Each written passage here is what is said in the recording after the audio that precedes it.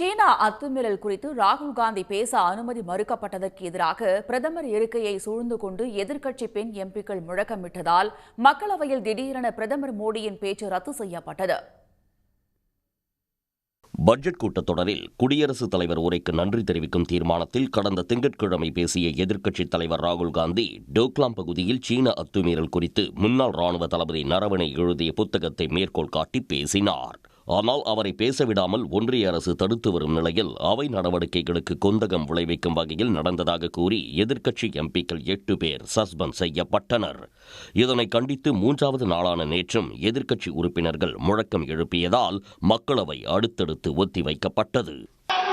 मर्यादाओं को तोड़ोगे तो देश के अंदर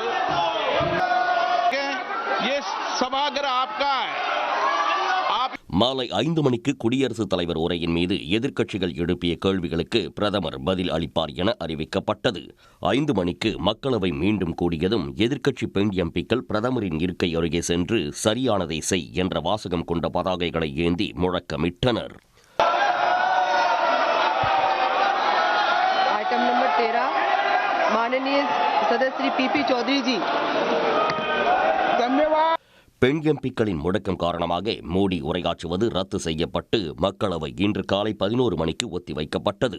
பின்னர் செய்தியாளர்களிடம் பேசிய காங்கிரஸ் எம்பி பிரியங்கா காந்தி எதிர்க்கட்சிகளுக்கு பயந்து மோடி ஓடிவிட்டதாக விமர்சித்தார்.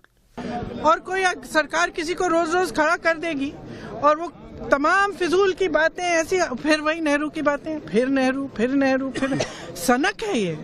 और सनक इसलिए है कि आप देश का ध्यान भटकाना चाहते हैं, क्योंकि आपको मालूम है कि अब देश का ध्यान कहाँ गया है.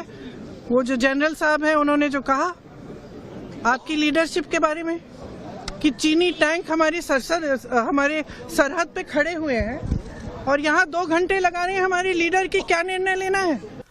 இதனிடையே நாடாளுமன்ற நடவடிக்கைகள் குறித்து காங்கிரஸ் தலைவர் மல்லிகார்ஜுன கார்கேவின் இல்லத்தில் நடைபெற்ற ஆலோசனைக்கு பிறகு செய்தியாளர்களிடம் பேசிய காங்கிரஸ் செய்தி தொடர்பாளர் ஜெயராம் ரமேஷ் குடியரசுத் தலைவர் உரையின் மீது எதிர்க்கட்சித் தலைவர் கேள்வி எழுப்பினால் மட்டுமே பிரதமர் பதில் அளிக்க முடியும் என்றும் அவ்வாறு பேச அனுமதிக்காத போது விவாதம் என்ற பேச்சுக்கே இடமில்லை என்றும் கூறினார். இதனிடையே மக்களவையில் உரையாற்ற முடியாத நிலையில் மாநிலங்களவையில் மாலை 5 மணிக்கு குடியரசுத் தலைவர் உரைக்கு பதில் அளித்து மோடி உரையாற்ற உள்ளதாக கூறப்படுகிறது.